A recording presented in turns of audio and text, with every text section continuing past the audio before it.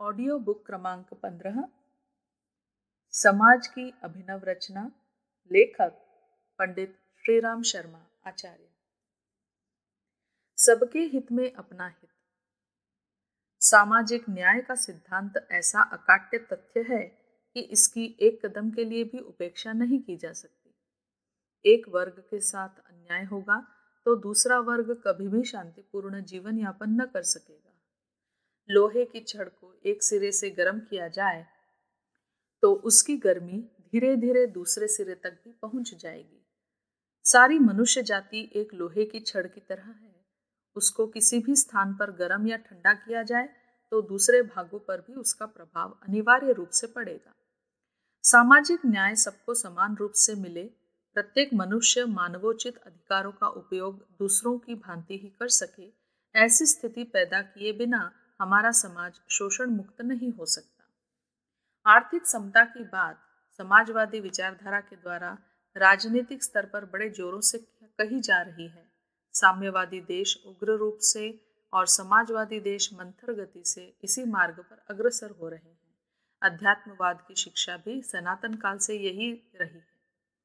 यहाँ परिग्रह को सदा से पाप माना जाता रहा है। सामान्य जनता के स्तर से बहुत अधिक सुख साधन प्राप्त करना या धन संपत्ति जमा करना यहाँ सदा से पाप कहा गया है और यही निर्देश किया गया है कि 100 हाथों से कमाओ भले ही, पर उसे 1000 हाथों से दान अवश्य कर दो। अर्थात अगणित बुराइयों को जन्म देने वाली संग्रह वृत्ति को पनपने न दो। कोई व्यक्ति अपने पास सामान्य लोगों की अपेक्षा अत्यधिक धन तभी संग्रह कर सकता है जब उसमें कंजूसी, खुदगर्जी, अनुदारता और निष्ठुरता की भावना आवश्यकता से अधिक मात्रा में भरी हुई हो।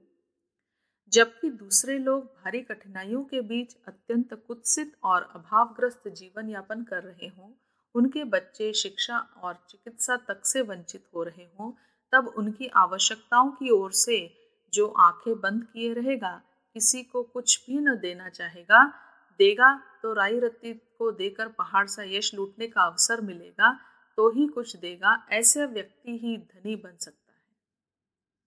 सामाजिक न्याय का तकाजा यह है कि हर व्यक्ति उत्पादन तो भरपूर करे, पर उस उपार्जन के लाभ में दूसरों को भी सम्मिलित रखे। सब मिलजुल कर खाएं, जिए और जीने दें। दुख और सुख को सब लोग मिल बांट कर भोगे।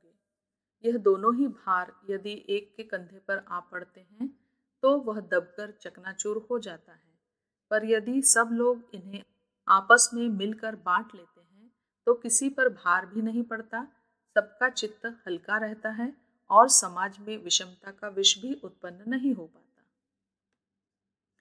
जिस प्रकार आर्थिक समता का सिद्धांत सनातन और शाश्वत है, उसी प्रकार सामाजिक समता का मानवीय अधिकारों की समता का आदर्श भी अपरिहार्य है।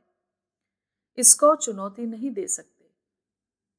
किसी जाति, वंश या कुल में जन्म लेने के कारण किसी मनुष्य के अधिकार कम नहीं हो सकते और न ऊंचे माने जा सकते हैं। छोटे या बड़े होने की, नीच या ऊंच होने की कसौटी गुण, कर्म, स्वभाव ही हो सकते हैं।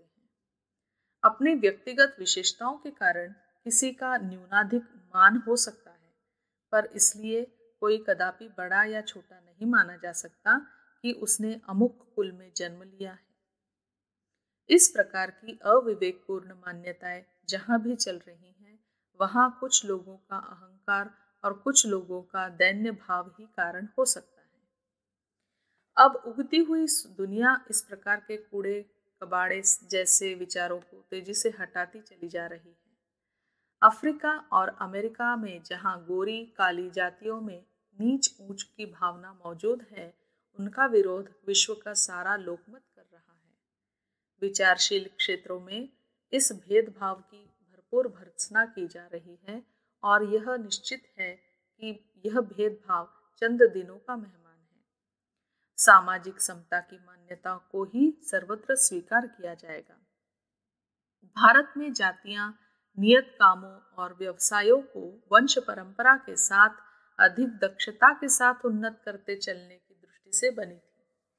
उनके निर्माताओं ने कभी स्वप्न में भी यह न सोचा होगा कि एक दिन इस पुनीत परंपरा में नीच ऊंच का विष भी मिल जाएगा, पर आज तो यही विडंबना चल रही है। गुण कर्म स्वभाव की उपेक्षा करके लोग केवल वंश और जाति के आधार पर ऊंच या नीच होने की मान्यता माने बैठे हैं। इस निरर्थक मूढ़ता का अंत होना ही है।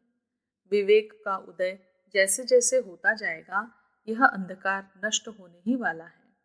समय रहते हम अपनी समझदारी का परिचय देते हुए कुछ पहले ही छोड़ सके तो यह एक प्रशंसा की बात ही होगी। स्त्रियों के बारे में पुरुषों ने जो ऐसी मान्यता बना रखी है कि वे उनकी गाय भैंस जैसी संपत्ति है, यह बहुत ही अनुपयुक्त है। कुछ शारीरिक अवयवों की भिन्नता रहने मात्र से नर और नारी में से किसी की हीनता या महत्ता नहीं मानी जा सकती।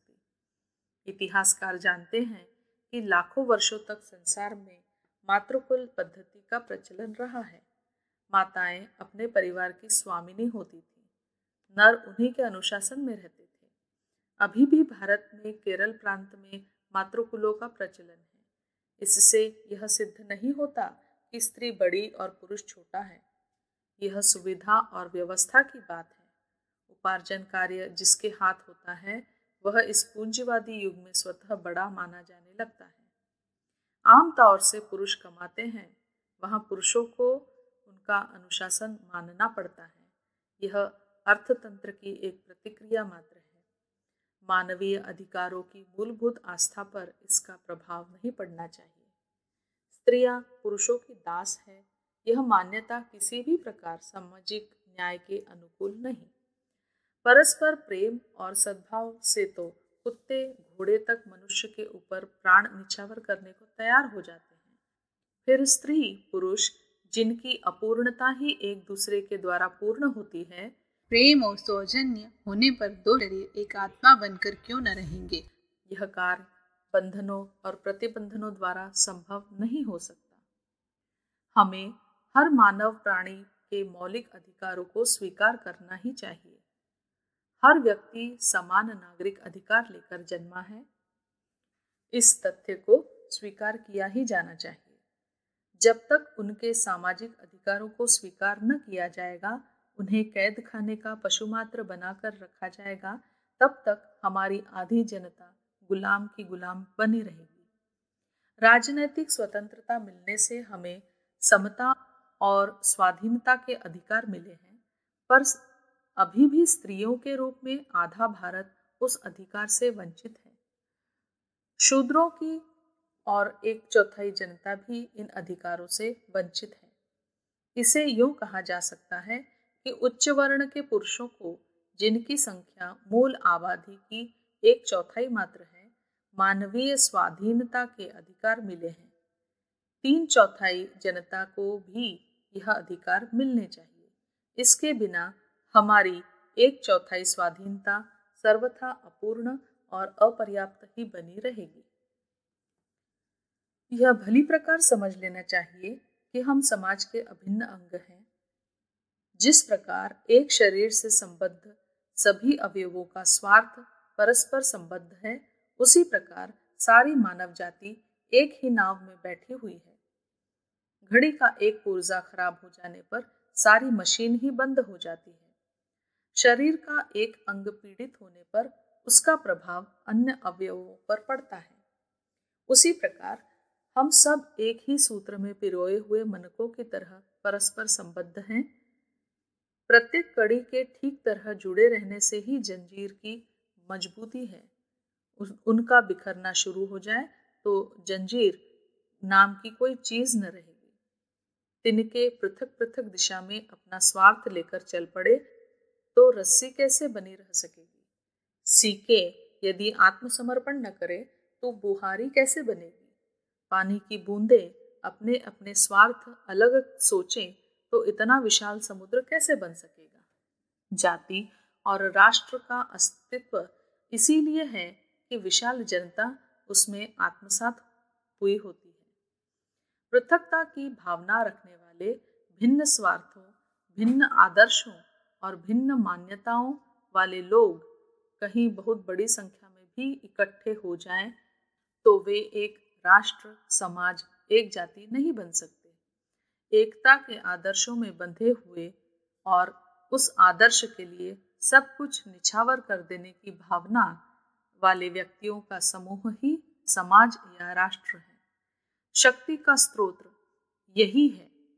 परस्पर मिलजुल कर ऐसी भावना का विकास करने से ही हमारी सर्वांगीण प्रगति का मार्ग प्रशस्त हो सकता है।